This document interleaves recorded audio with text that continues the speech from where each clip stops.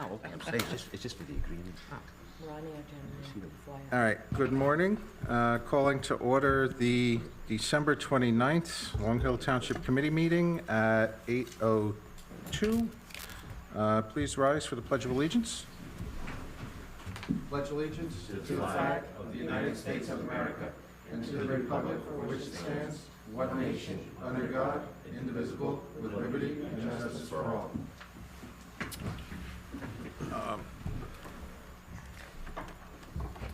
Nancy, Debbie, could you call the roll, please? Committeeman Dorsey? Here. Committeeman Pacercia? Guy, are you here? Nope. Present. Deputy Mayor Ray? Present. Mayor Schuler? Here. Any liaison reports this morning? Just keep recycling. We have the grease thing in there. I know people were cooking for the holidays. I probably dumped in probably well over about 2 gallons by now. Us Italians like to use oil. Other than that, no. Really? Yeah. I think I'll give a quick update from the Traffic Advisory Committee. There have been a number of accidents on Baskin Ridge Road right as it comes into town, and it was brought to the attention of the Traffic Advisory Committee.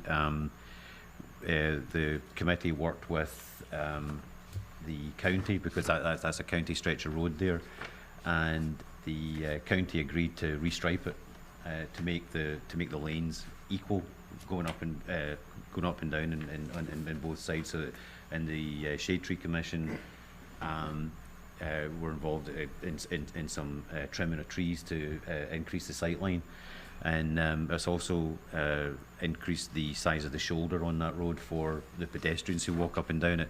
And so that was accomplished a number of weeks ago. So it's a real positive impact on traffic and also pedestrian traffic on that stretch of road. Okay. Very good. Anything else?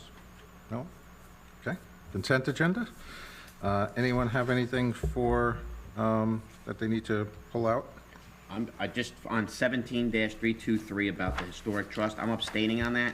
But as they say, I talked to Mr. Fast, and thank you for educating us on the issue. And I think that based on my conversation with him, we need to do a better job of using other resources aside from the town money going through the county or the state before they embark on projects that cost the town money. Whereas we can maybe get grants or other things from other organizations. So thank you, Mr. Fast, for educating us, or me for that matter. And me. Oh, there you go.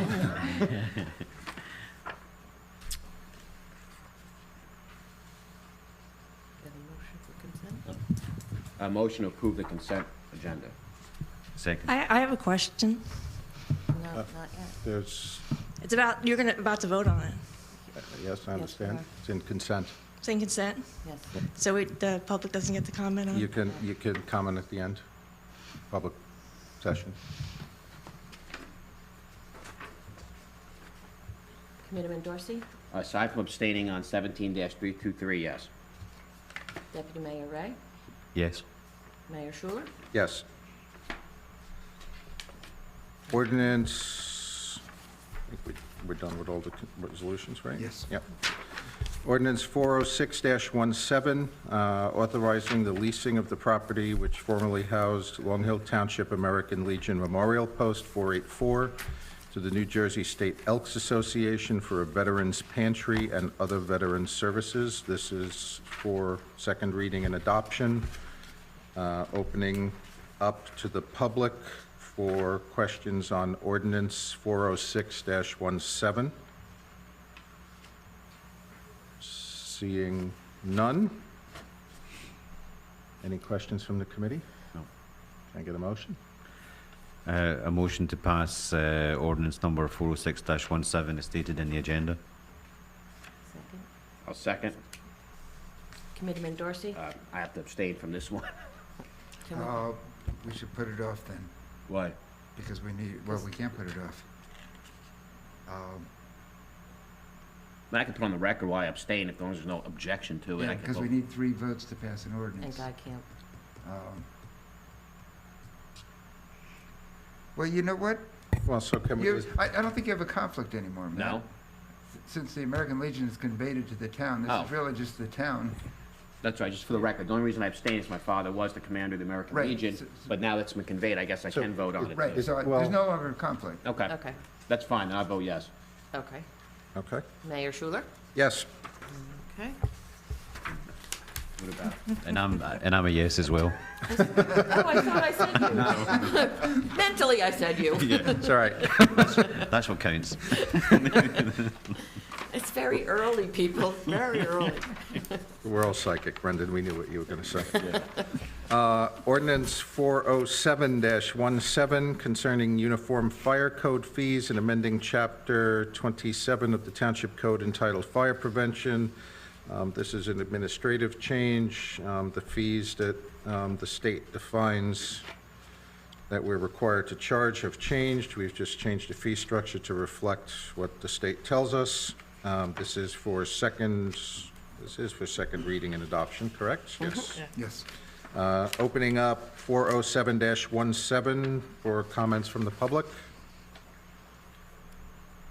Seeing none. Any questions from the committee? No. No. Can I get a motion, please? Motion to move ordinance number 407-17 as stated in the agenda. Second, Committeeman Dorsey? yes. Deputy Mayor Ray? Yes. Mayor Schuler? Yes. Okay, so moving on to discussion action items, tax reassessment.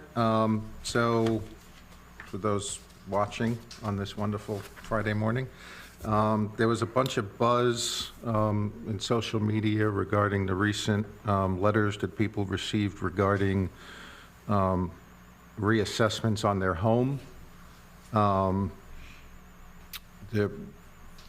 There was some, I'd call it inaccurate chatter going back and forth that I think is just a lack of understanding of how the process works. In 2015, Long Hill changed the way it does the reassessments and moved to reassessing or revaluing the houses on an annual basis. So every home in Long Hill will get reassessed annually. However, an actual visit to the home will, by an appraiser, will only occur once every 4 years. So, and because we're just starting out, there's a possibility that you might have had 2 years back to back. From the very first year that we transitioned to this model, we did a townwide reassessment where an assessor came to everybody's house. And then the following year started that 25%. So there was 25% of the homes in Long Hill that actually had somebody visit them twice in a row. If you had someone show up a third time, please let us know, because that wasn't supposed to happen. That's kind of the way the process works. And the reassessment process is not about changing the amount of total revenue that the town collects. It's about rebalancing what we all contribute to the township funds in taxes. So if your taxes might have gone up $100 a year, somewhere in town, there's a person or a group of people who went down $100 a year. The reassessment process is totally separate from how much money we gather. Trying to think of some of the other questions that were out there, but I think that should probably cover most of it. And if you have any questions, please come into the tax office, please come to a township meeting. We'll be happy to try and, it's a very complicated and intertwined process. Didn't they say the letter said if you have a question about your individual house, to call ASI? Don't come ask Yeah, they're- Colette, or, yep. because she didn't have anything to do with it. So call, and there's a number on the bottom of the reassessment organization or group that did it, and they could explain it to you. Oh, the other thing is, just because your house was reassessed higher does not necessarily mean that your taxes are going to go up. It's about how much higher you went relative to the rest of the community. So if the town average went up 5%, but your house only went up in value 3%, you're actually going to see a reduction in taxes. So that's the tricky thing to keep in mind. And old business. New business? Announcements? Guy, do you have any announcements? That's why he called in. If you have some announcements, you can speak. I'll put you next to the mic. Merry New Year. Wow, somebody is grumpy this morning. I actually like that rule. Could we have that right through 2018? I don't know, I think they're trying to muzzle you, Guy. And with that, I will open the meeting to the public for comments on any matter.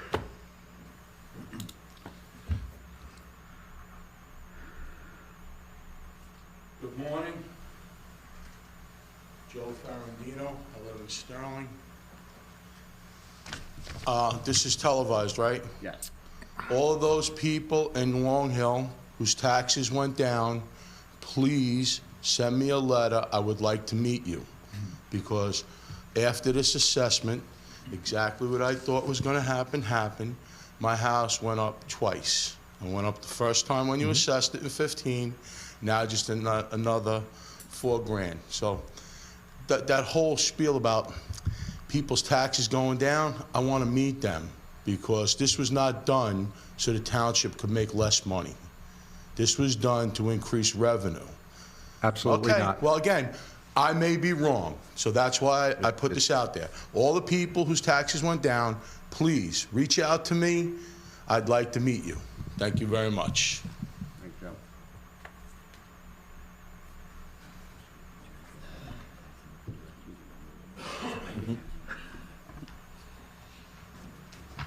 Kathy O'Leary, Millington.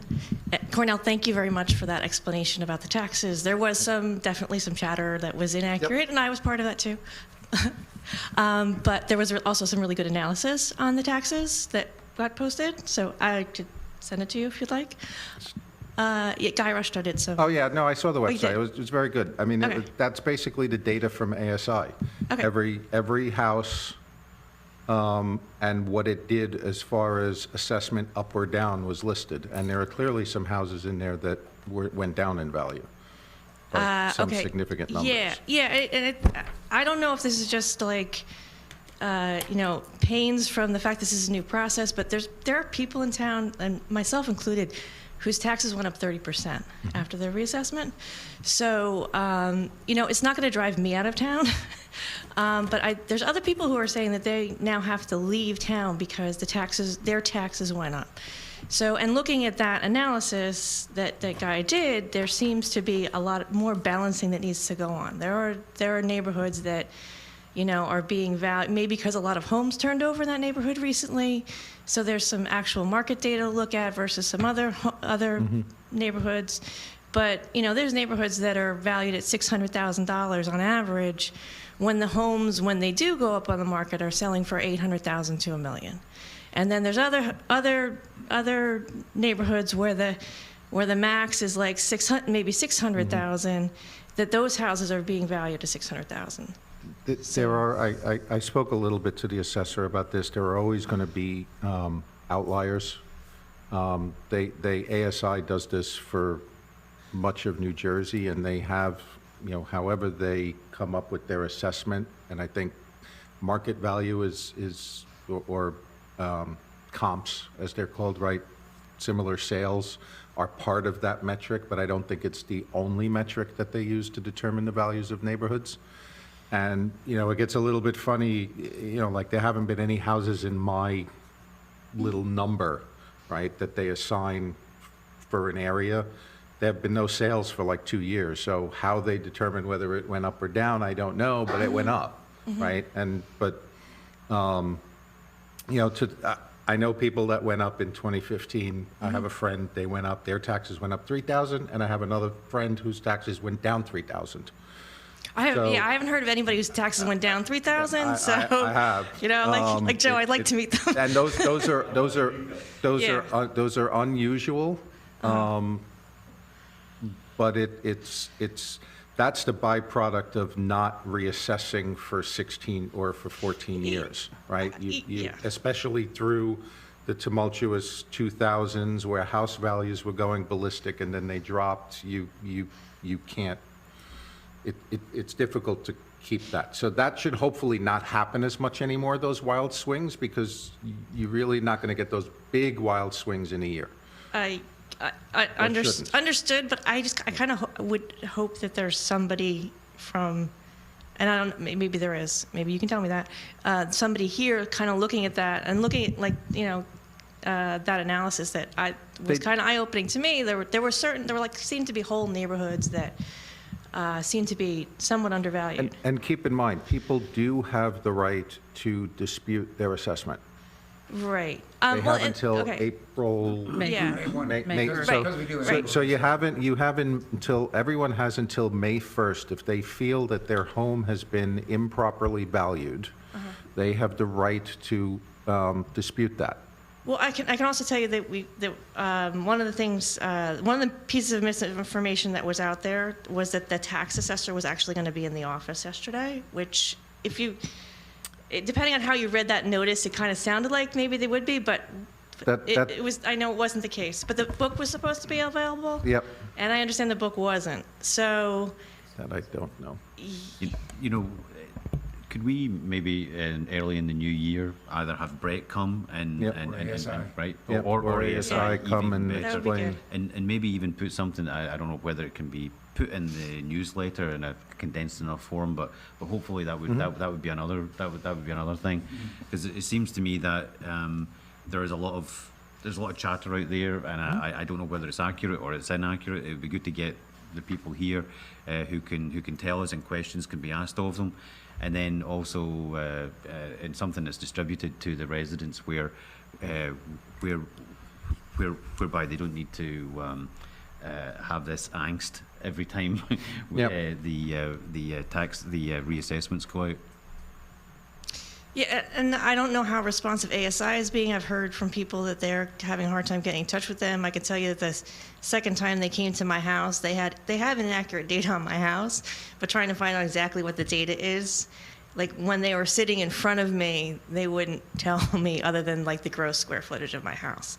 So, you know, I think that maybe looking at whether or not they're being responsive to residents is something else that That's you might want to something to look at. discuss, then you should go set up a time to see Brett and discuss that with him, and he can Okay. work They, through that. they were here the other night. They met with a lot of people. They constantly met with people the other night. This is Charles Arenowitz from Millington. Kathy's letting me make a comment about the taxes. In the letter, it identifies that you can request your data record of your taxes. The first time I did it, it got rejected about 4 times, but they got the email straightened out. And when you get it, it details everything from how many sinks you have and everything else. It's in the document. It's very helpful. Thank you. Okay, enough on taxes. The thing that I wanted to comment on before was the MOU with community options. I think, as probably most of you know, I went to the fairness hearing on December 15th for the fair share agreement, and we learned a couple of things.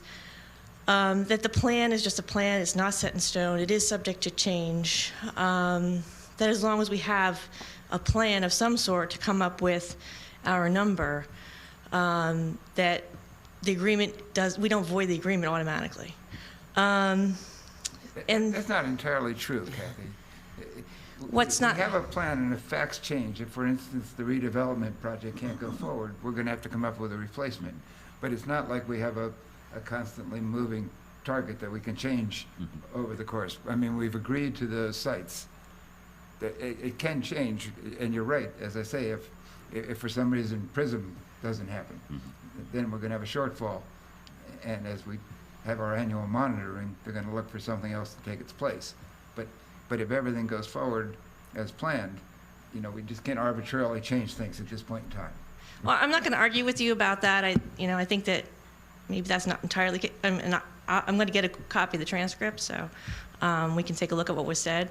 But I mean, we do have properties that likely that don't have a potential shovel in the ground. We know that there's a 400-page environmental report that we've just gotten a copy of on the TIFA site. So who knows what's going to happen there? We just had the redevelopment zone now has changes to it based on the fact that it's in a flood zone. The Warren Avenue property is at least partially in a flood zone, and the fourth property is a majority wetlands. So the fact that all of these properties are going to be developed within the next 8 years and we're going to meet our number that way is not, and that was another thing that was discussed before. That was one of the issues I brought up with the judge, and what happens. And Jessica Caldwell made it clear that we are still responsible for the 54 number at the end of the agreement. It's not just going to go away. But those projects don't have to be built by the end of the agreement. We have to provide a reasonable opportunity for the construction of affordable housing. And if the fact that one of those, Warren Avenue, isn't developed in that time period doesn't mean it's pulled out of our affordable housing plan. It's still a valid site. But, so let me ask a question. If something were to happen, say, for an environmental reason that, let's say, the redevelopment area, right? Right. We're told we can't do anything. Then we have to come up with a Then we're substitute. probably going to have to Okay. come up with something different. But the mere fact that a site is not developed and may have Okay. wetlands on it doesn't mean that site is thrown out for the next round. Okay. So in other words, it just continues to the next round? Correct. And we still carry that obligation, right? Correct. All right, so the redevelopment zone, we know, could possibly get thrown out based on the correspondence that the Possibility. developer has had with the DEP. We know that right off. At least partially, yeah. But I mean, But we we- don't know that. I mean, No, right, we don't know that. And Jessica also used a number of 10 affordable units there, which is a very conservative number. Mhm. So, you know, there was anticipation, a realization that it may not produce all that All of- we hope. Yep, It may produce more, in which case, you know, we'd have credits. yep, yeah. So, and we've maxed out our number for age-restricted and disabled housing and group homes for round 3. So we are now taking 75,000 of the 140,000 out of our Affordable Housing Trust Fund to go towards round 4 of our affordable housing number, correct? Essentially, yes. Yeah. Or to potentially act as a stand-in in the Correct. event that we can't, if something happens to one of the 4 that we promised. But in round 3, we have met our obligation for those, and so we can't count towards round 3 At as this a point. group site. At this point in That's time. correct. But if the, part of the concept is that if something happens where we can't build any one of the 4 properties, at least we can go to the judge, which is where it probably is going to wind up, and to Fair Share and say, hey, look, we at least tried this, right? This couldn't be developed. We have this, we have the other thing. So, you know, as the judge said, Long Hill has always been fairly good about addressing the affordable housing all along. So, and we want to continue that. Okay, so, what what I'm wondering is why are we working on round 4 and not round 3? Why are we not looking at or maybe we are, maybe you can answer me that. Are we talking to, again, Habitat for Humanity that will build multifamily units and with the same kind of agreement where we give money from our Affordable Housing Trust Fund towards a project? Well, we can, but we really can't do any of that until we get the sewer system fixed. Or until we at least know the plan of what we're going to do. Plus, I mean, it's such a small amount of money. There's Right, not much I we can mean- do with it. In It's the not grand gonna go scheme, far. yeah. So Yeah. Jessica Even- felt this was the best And- use of and- it and- because it gets us a lot of bang for our And, buck. and on larger projects like the redevelopment and potentially the Tifa property, there are other financial mechanisms that we can leverage to help a developer. You mean like pilots? Pilot would be one of them. Okay, which would not necessarily help our schools. But it solves the problem of affordable housing, potentially. Okay, so It gives we're, us greater control over And, right. And, yeah. the development of the site. 2025 is going to be here way faster than I any of know, us want I to know, admit. that's kind of the So, point. so the fact that we have this for round 4 and it's a 30-year agreement, so it will last a long time. And we're talking about getting at least 3, possibly 6 credits for one house. And the carryover from prior rounds, from rounds 1 and 2, really mitigated the impact of this third round on the township. We had so Right. many carryover credits and bonuses. so, okay. So are we creating an affordable housing committee? Again, I'm bothering you again about affordable No, housing. We have had some preliminary discussions about that. Okay. So I think the answer is yes. We're just not sure about the dynamic yet. So, Okay. and we still have I don't want to say an overabundance of time, but we have some time Okay. that we can get something in the next couple of weeks/months together. And just when, Nothing's going anywhere. okay, and when you're negotiating the pilots, just, these affordable housing, if you take a look at, if you take a look at the Habitat for Humanity site, and the reason being, like, if you look at all of the projects they've done, and they've done a couple of multifamilies, but if you look at all those projects, there's not a single one that doesn't have school-age kids in them, and a much higher level than an average market rate, so, which is not being taken into account right now by the planning board. When you're doing pilots and the money goes to you and not the school, that they really need to be taken into account because, whether or not you have kids in the school, having good schools keep all of our Yes, they property do. values high. Yes, so. they do. And the pilot doesn't have to exclude everything from the school. No, it doesn't, but you're not legally obligated to give No, them a single but- dime, so, that, That doesn't mean that we can't. I appreciate, I understand. But just that, that they Yep. are gonna have a burden of additional students no matter what we build. And particularly when we're talking about at least 54 or possibly 72, affordable housing is, but I think the plan is for 54. But 54, if you have 2 kids per household, which is not uncommon for affordable housing, you're talking about 108 kids in a district that's 10% of the max number of the school. So, Great. thank you. Yep, thank you.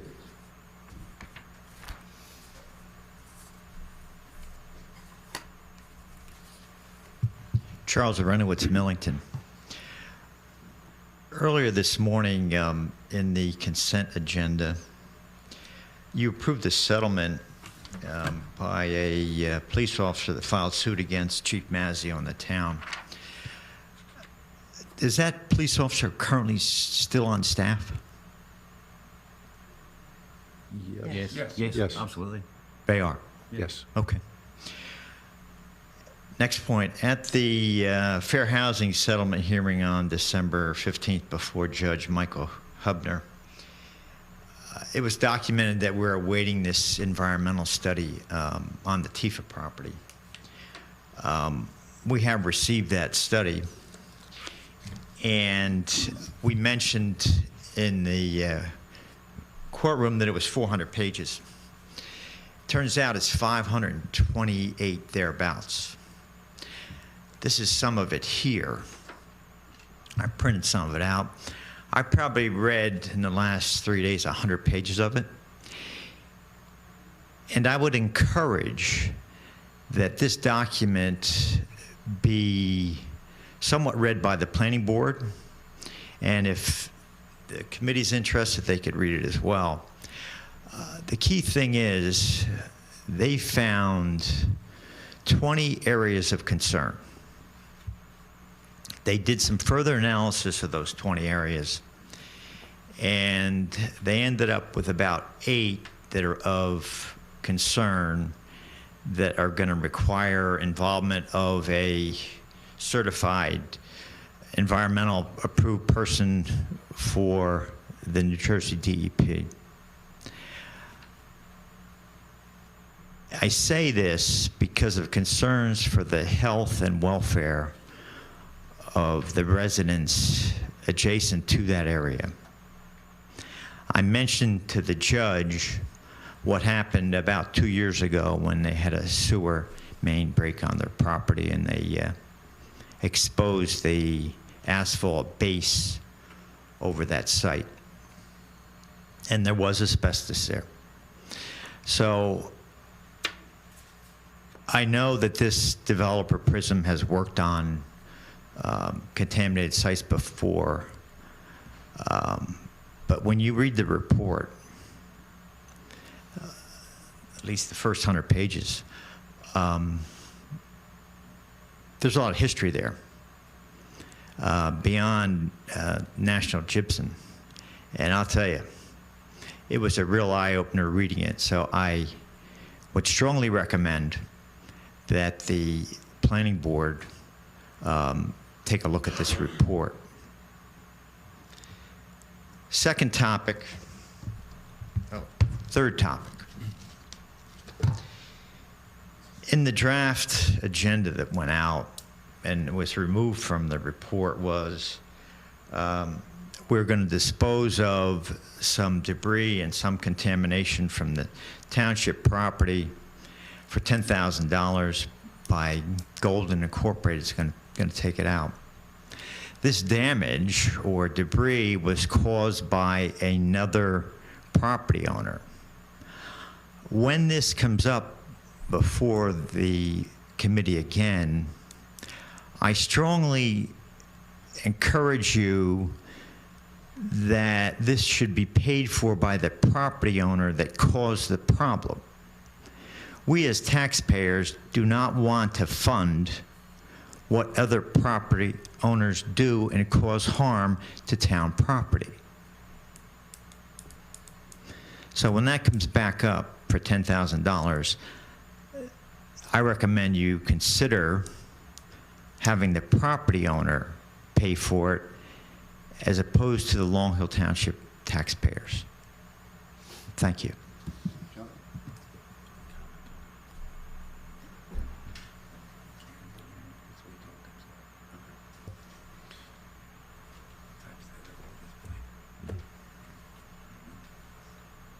Joe Ferrandino, Sterling.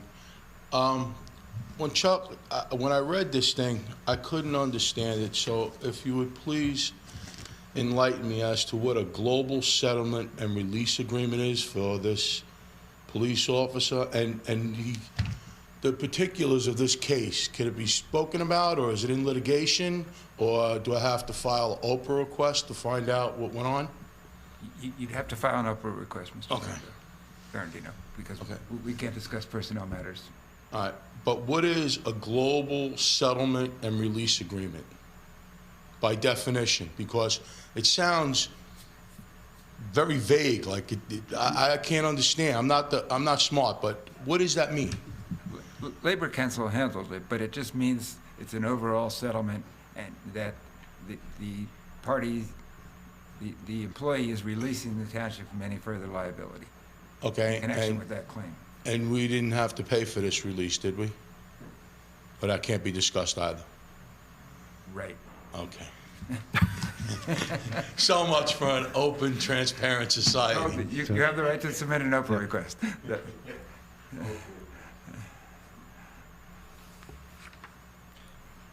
Any other comments? Seeing none. Thanks. Oh, Dennis, sorry. I forgot you're on a 2-second delay. Dennis Sandow, Millington. At the last meeting, I reminded you all to start getting ready for warm weather because the street fair is coming up on April 22nd. I'm now going to extend those remarks and plead with you. The bike race, the 27th near annual Freedom Tour is July 22nd. every year, somebody opens the road, sometimes with a permit because our own staff didn't know that the bike race was coming, and so they gave road opening permits, and they have to be patched. In one case, about 4 or 5 years ago, we were patching it on Friday afternoon before the bike race by Public Works because we had issued a permit because no one knew the bike race was coming. Last year, Passaic Avenue was completely torn up without any reference to the bike race. Promises were made that it would be coordinated. There was never any coordination. Schedules were posted and published and sent to me that this is when we're going to do certain things. And then nobody showed up to do those things on those dates. As a result, we had to cancel the 27th annual. So 27B will be July 22. I'd like it noted that all employees should know not to issue permits. And I'd also like to plead that you get started on the capital budget and capital expenditures and debt ordinances early enough so that we can get Passaic Avenue paved without having it be a cliffhanger. Last year, if we had run the race, the paving of Somerset Street would have been a cliffhanger because of the delay in getting it on, getting it approved, then another 20 days before he can advertise for bidders, and then scheduling. We could start early. We know this is going to happen, July 22nd. We know it's going to happen, and I will ask you at every meeting between now and March to please move the bond ordinance so that we can get the paving done without having it be a cliffhanger. And I thank you very much. Happy New Year. Happy New Year. Thank you, Dennis. Dennis. And Dennis, I see you're already preparing for the good weather. There's no hat. You don't have your hat on, so I see you're already preparing for the warm weather. Yeah. My last time. Now that he brought it up. I don't know why, but they ripped up that beautifully paved road that we waited for God knows how long. And they already patched it, and it's already bumpy right in front of Santander Bank. I don't know what they had to cut that hole for. I actually do know. I asked when it happened, there was some kind of rocks got clogged up into the pipe. And that's what backed up, and that's why they had to cut it open. One other thing, may I suggest? Chatham Township bought the laser asphalt repair machine that will close that hole, not leave any seams, and it'll be smooth like the rest of the road. I would ask that you contact their mayor, because when the county brought up the patching of the holes, I brought up this machine, and they went and bought it, and now they lease it out to other towns, because it's a shame. The road was paved beautiful like glass, like when I first moved here, and now already it's got a divot in it. Is that the township or the borough? Huh? Is that Chatham Township or Chatham Borough? I don't, I'll find out, but it's the Thank you. mayor of Chatham. I met him at the county meeting, and they did buy the machine. It's called a You talking about infrared. Bruce? Yes, I believe Okay. that's him. Infrared patcher.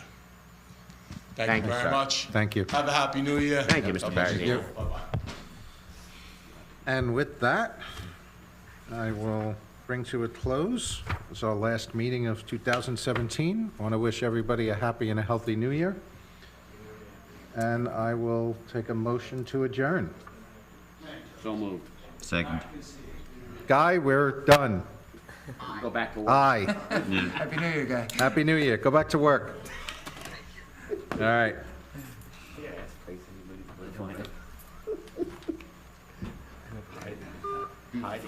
He's hiding in plain sight.